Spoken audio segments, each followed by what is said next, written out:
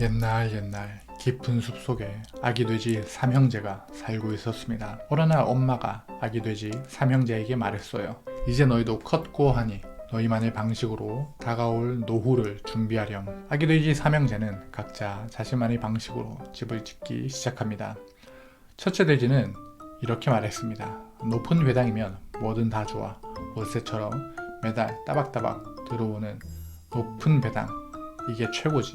그래서 첫째 돼지는 아주 높은 배당률을 자랑하는 ETF에 투자했습니다. 고배당보다 한 단계 더 센 초고배당 ETF로 집을 지었습니다. 하지만 초고배당 ETF의 문제는 기초지수의 변동성이었습니다.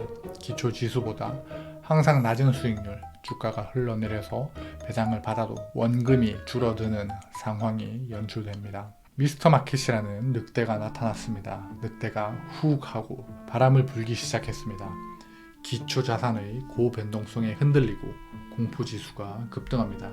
초고배당주라는 지프로 지어진 집은 이 바람에 폭삭 무너져 버렸어요. 첫째 돼지는 울면서 둘째 돼지네로 도망갔습니다. 둘째 돼지는 좀 더 영리했습니다. 초고배당은 좀 위험하니 나는 고배당 정도로 가자. 그래서 그는 고배당 ETF들 제피나 제피Q, QYLD 같은 종목을 담았습니다.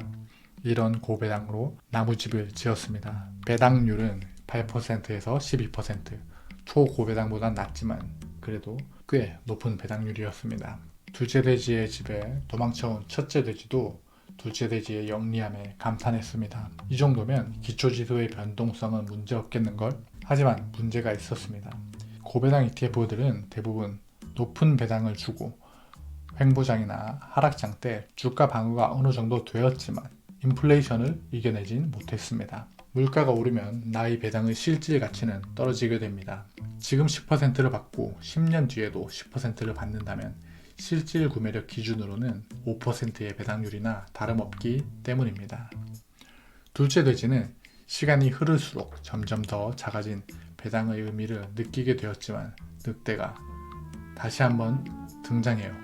늑대가 인플레이션 바람을 훅 하고 불었습니다. 둘째 돼지의 집도 무너졌습니다. 첫째 돼지와 둘째 돼지는 울면서 셋째 돼지에게 도망갔어요.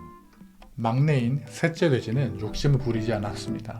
나는 배당이 적더라도 꾸준히 올라가는 ETF에 투자할래. 셋째 돼지는 배당이 낮더라도 매년 배당을 올리는 ETF를 찾았습니다. 대표적으로 SCHD, DGRW, 빅 같은 배당 ETF에 투자했습니다. 처음 이 계획을 형들에게 말했을 때 형들은 비웃었습니다. 그걸로 무슨 노후 준비를 해. 겨우 1%나 3%의 배당일 뿐이잖아. 하지만 시간이 흐르면서 그 ETF들은 배당이 점점 올라가고 주가도 함께 성장했습니다. 인플레이션을 이기고 시장을 흔드는 바람 앞에서도 꿋꿋하게 버틸 수 있는 벽돌집 구조였던 거죠. 셋째는 매년 조금씩 더 많은 배당을 받았고 시간이 지나 처음보다 2배, 3배 이상 커진 자산과 배당을 갖게 되었습니다.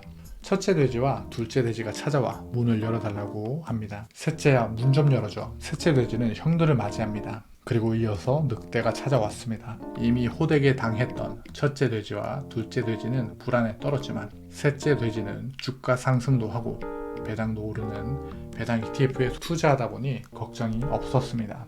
늑대가 여느 때와 마찬가지로 바람을 훅 불었습니다. 그러나 적당한 배당률과 배당 성장률이 바람을 막아주었습니다.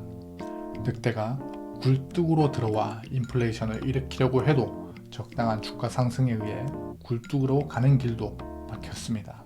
늑대의 공격을 막아낸 셋째 돼지는 자신의 노후를 성공적으로 준비했습니다. 첫째 돼지와 둘째 돼지는 깨달았습니다. 노후 준비는 단기 수익이 아니라 장기적이고 튼튼한 기반이 필요하다는 걸요. 배당 투자도 마찬가지입니다. 당장의 숫자가 전부가 아닙니다. 시간이 쌓이면 성장이 쌓이고 배당도 쌓입니다. 그렇게 인생도 2배, 3배가 됩니다. 여러분의 배당은 무엇으로 만들고 있나요? 지프로 만들고 있나요? 나무로 만들고 있나요? 그것도 아니면 튼튼한 벽돌로 만들고 있나요? 여러분의 인생 우상향을 응원합니다. 감사합니다.